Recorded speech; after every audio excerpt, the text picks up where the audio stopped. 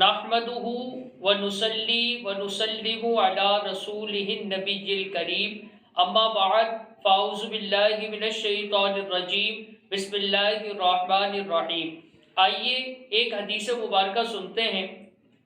عن ابن عمر رضی اللہ تعالی عنہما قال قال رسول اللہ صلی اللہ تعالی علیہ وسلم۔ ابن عمر رضی اللہ تعالی عنہما سے روایت ہے، نبی رحمت، شفیع امت، شہنشاہ نبوت، تاجدار رسالت صلی اللہ تعالی علیہ وسلم نے ارشاد فرمایا، بنی الاسلام علی خمس،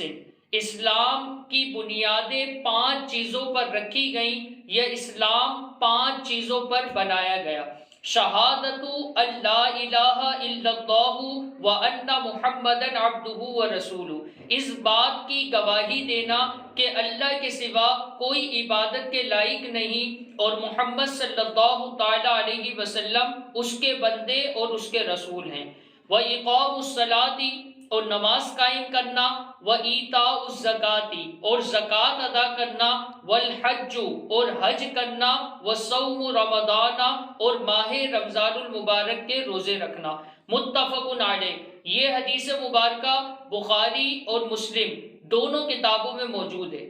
محدثین کرام نے اس حدیث مبارکہ کی تشریح یوں بیان فرمائی کہ اسلام مثل خیمہ یا مثل چھت ہے، اور یہ 5 ارکان، اس کے 5 ستون ہیں۔ ان میں سے کسی ایک ستون کا بھی انکار کرنے سے انسان دائرہ اسلام سے خارج ہو جائے گا اور اس کا اسلام منہدم ہو جائے گا۔ خیال رہے کہ ان اعمال کے کرنے پر کمال ایمان موقوف ہے اور ان کے ماننے پر نفس ایمان۔ مطلب یہ ہے کہ ان 5 چیزوں میں سے اگر کوئی شخص ان پر عمل نہ کرتا ہو، یعنی نماز یا روزے کا پابند نہ ہو، تو وہ مسلمان تو ہے لیکن کامل مسلمان نہیں۔ لیکن اگر کوئی شخص ان 5 چیزوں کو نہ مانتا ہو یا ان 5 چیزوں میں سے کسی ایک چیز کا انکار کرے گا تو وہ دائرہ اسلام سے خارج ہو جائے گا۔ یہ حدیث مبارکہ اس میں اسلام کی بنیاد کے حوالے سے ہمیں بتایا گیا۔ خیال رکھیے کہ یہ زندگی کا پورا سفر ہے اور اس سفر میں ان بنیادوں پر ہمیں بلڈنگ تعمیر کرنی ہے، عمارت کو بنانا ہے۔ تو اب عمارت جب بنائی جاتی ہے تو بنیادوں کا اچھی طریقے سے خیال رکھا جاتا ہے کہ بنیادیں مضبوط ہوں گی تو اس پر قائم ہونے والی عمارت بھی مضبوط ہوگی۔ تو لہٰذا حدیث مبارکہ میں یہ جو 5 چیزیں ذکر کی گئیں، ان 5 چیزوں پر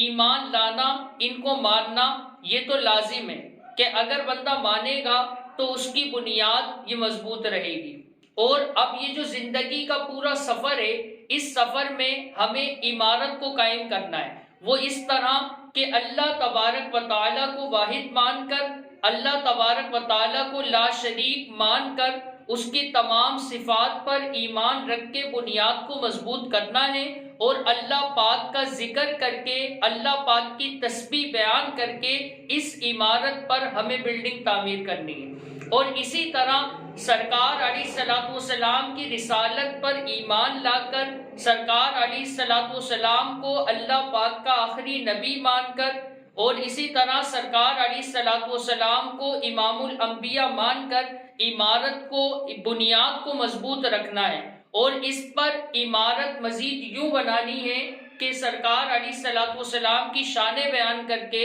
سرکار علیہ الصلوۃ والسلام کی سیرت کو بیان کر کے، سرکار علیہ الصلوۃ والسلام کی سے نسبت رکھنے والی ہر چیز سے محبت کر کے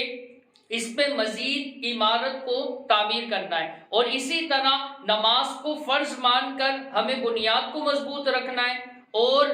پھر نوافل، سنتیں اور فرض نمازیں ادا کر کے اس پہ مزید ہمیں عمارت قائم کرنی ہے۔ اور اسی طرح جس پر زکوٰۃ فرض ہو، جو صاحب نصاب ہو اور اس کے اندر جملہ شرائط پائی جائیں، تو وہ شخص زکوٰۃ ادا کرے، زکوٰۃ کو فرض مانے،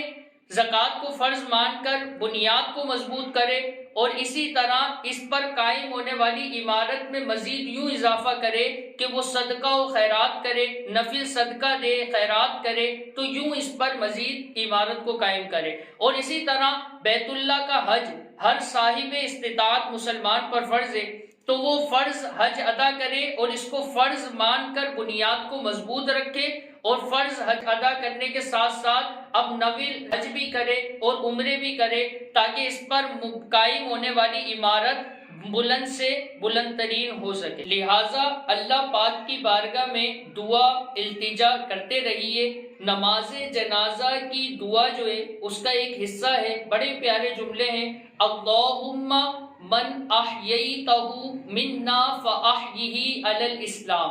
اے اللہ پاک ہمیں زندہ رکھ تو اسلام پر زندہ رکھ، ومن توفیتہ منا فتوفہ علی الایمان، اور اے اللہ ہمیں موت دے تو ایمان کی حالت میں موت دے۔ اور اسی طرح یہ بھی التجائیں رب کریم کی بارگاہ میں کرتے رہیے کہ ہو جائے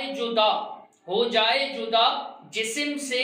جس وقت جان خدایا، رکھنا تو سلامت میرا ایمان خدایا، نکلے میرا دم کلمہ حق پر میرے اللہ، صدقے میں محمد کے کرم کر میرے اللہ، ایمان پہ دے موت مدینے کی گلی میں، مدفن میرا محبوب کے قدموں میں بنا دے، ہو نظر کرم مہر ضیا سوئے گناہگار، جنت میں پڑوسی ہمیں آقا کا بنا دے۔